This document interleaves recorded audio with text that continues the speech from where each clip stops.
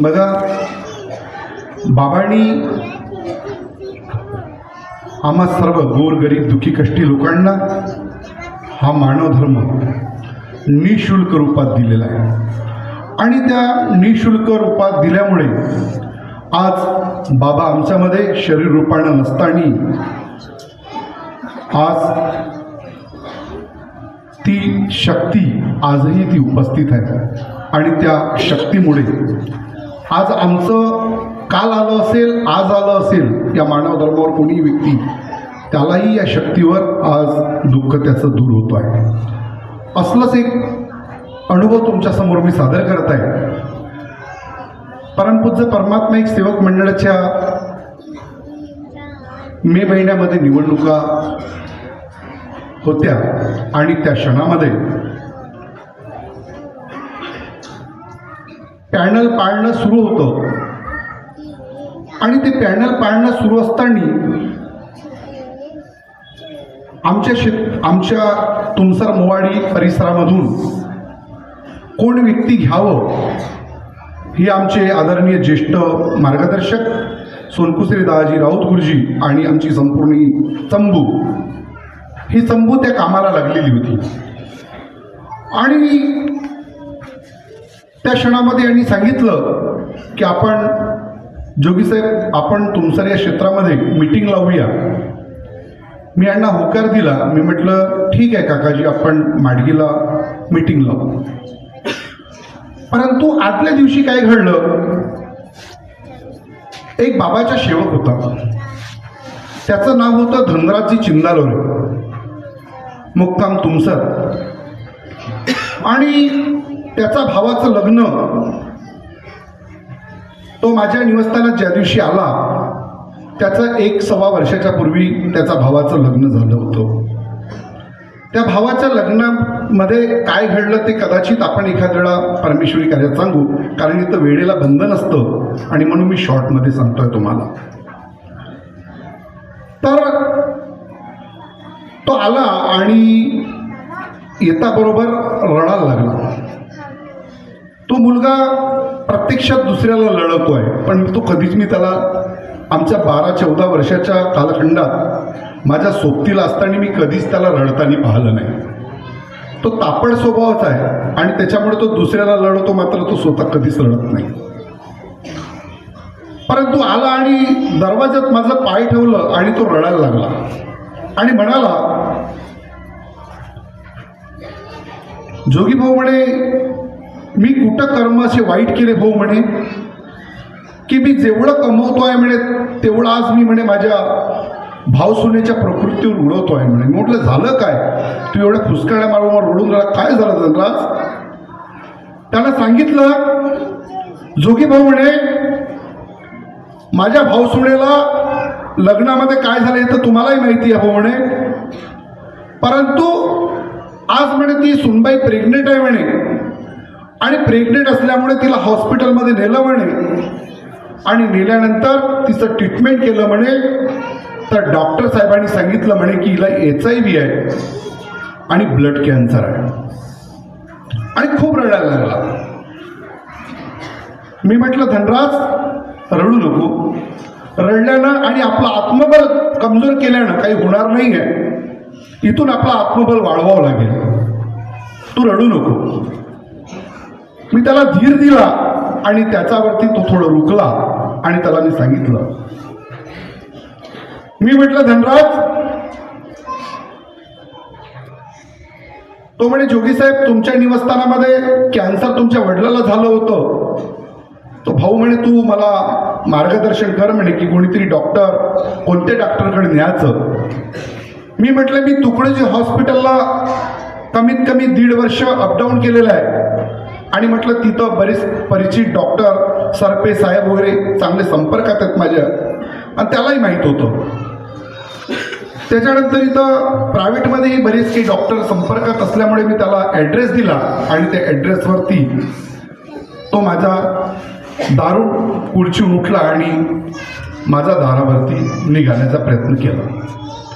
बघा, ती दैवी शक्ती, बाबानं जी दिलेली शक्ती, ती शक्ती पहा त्या क्षणामध्ये कसं आठवलं मला ठाऊक नाही, आणि मी त्याला आवाज दिला.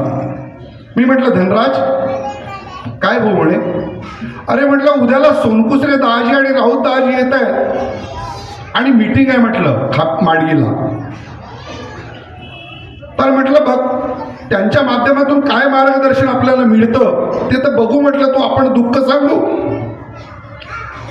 आणि सर्वांच्या मला आठवते की सर्वात प्रथम राऊत गुरुजीची गाडी त्या क्षणामध्ये आली असं मला आठवतोय.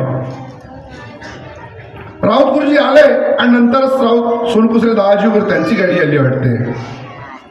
राऊत गुरुजी आले आणि गुरुजीला मी सांगितलं, म्हटलं बाबूजी एक परिवार आहे, त्या परिवाराचं दुःख आहे का, आणि त्यांना मार्गदर्शन करा बाबूजी. ठीक आहे जोगी दादा म्हणे. त्यांना सांगितलं, मी म्हटलं ये पासून तर झेड पर्यंत जेवढं तुमच्या निवासस्थानात घडलं असेल ते बाबूजीला सांगा तुम्ही. यांनी 15 ते 20 मिनिटं धनराजी चिंदालोरे आणि त्यांची पत्नी, ती भाऊसून तर येऊ शकत नव्हती, ती दुःखी होती, ती घरीच होती दिवाणावरती. हा धनराज आणि धनराजची पत्नी दोघांनी राऊत गुरुजीला पूर्ण आपल्या घरचं दुःख सांगितलं. आणि दुःख सांगितल्याच्या नंतर राऊत गुरुजीने त्याला एक उत्तर दिला. 15, 20, 25 मिनिटं ऐकलं गुरुजीने पूर्ण, आणि त्याच्यावरती सेकंदात उत्तर दिलं गुरुजीनं की तुमच्या निवासस्थानामध्ये किती जणांची आश्रमनिधी भवननिधी भरलेली आहे. त्यांनी सांगितलं फक्त माझी आणि माझ्या पत्नीची. मग कुटुंबात सदस्य किती आहे. यांनी सांगितलं मला 2 बाळ आहे, माझी आई आहे, भाऊसून आणि भाऊ आहे. गुरुजीने सांगितलं या बिमारीचं एकच उत्तर आहे, फक्त तुम्ही आश्रमनिधी भवननिधी पूर्ण करा आणि माझ्या निवासस्थानात या त्या स्लिपा घेऊन.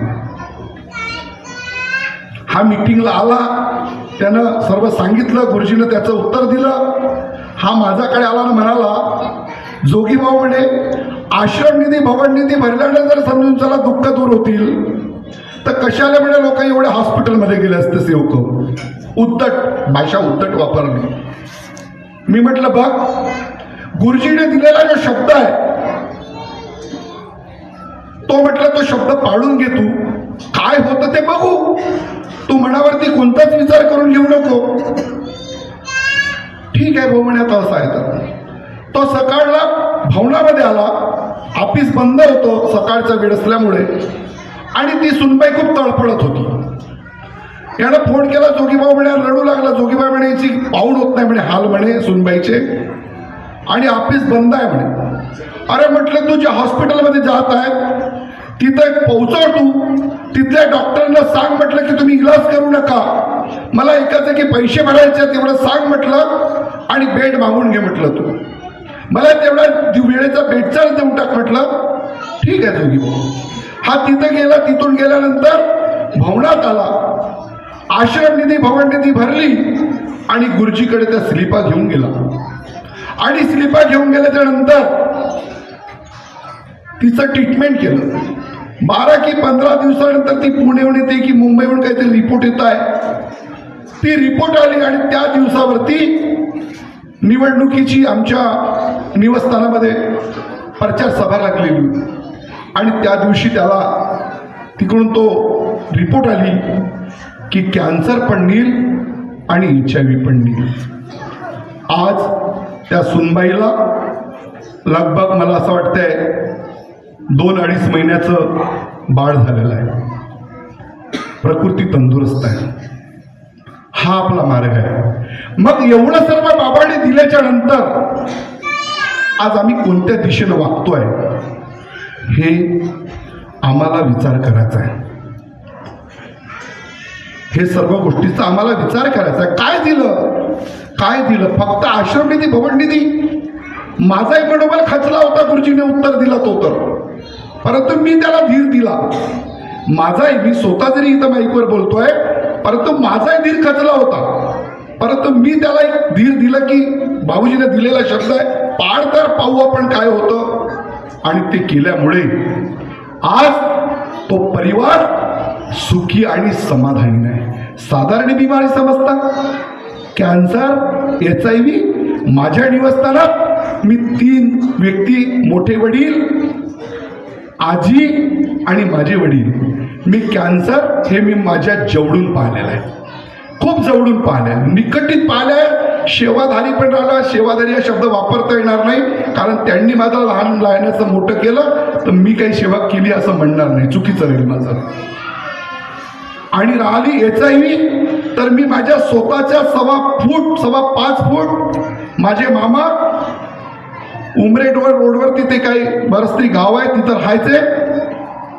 धष्टपुष्ट व्यक्ती, त्यांना HIV झाली. त्यांना मामीनं टोपल्यामध्ये बेडण्यासारखं मी त्याला पाहिलेलं आहे आणि त्याही बिमारीला मी खूप जवळून पाहिलेलं आहे. आणि अशा बिमारीवर जर आमच्या बाबाचे कार्य मात करत असतील तर किती मोठी गोष्ट आहे. लहानचा विषय आहे का? विषय लहान नाही आहे. म्हणून सर्व सेवकांना सांगित इच्छितो की कथाही ज्याप्रमाणे आपण दुःखाला घाबरतो, अगदी त्याचप्रमाणे या शक्तीला घाबरून प्रत्येक क्षणामध्ये जर एक पाऊल जरी पुढे टाकायचं असेल तर बाबाच्या शिकवणीच्या अटी अंगी धरून आपण पाऊल टाकावं, अशीच मी या क्षणी विनंती करतो या क्षणी. आणि आपल्या शब्दाला विराम देतो. सर्वांना माझा आदरपूर्वक नमस्कार. नमस्कार.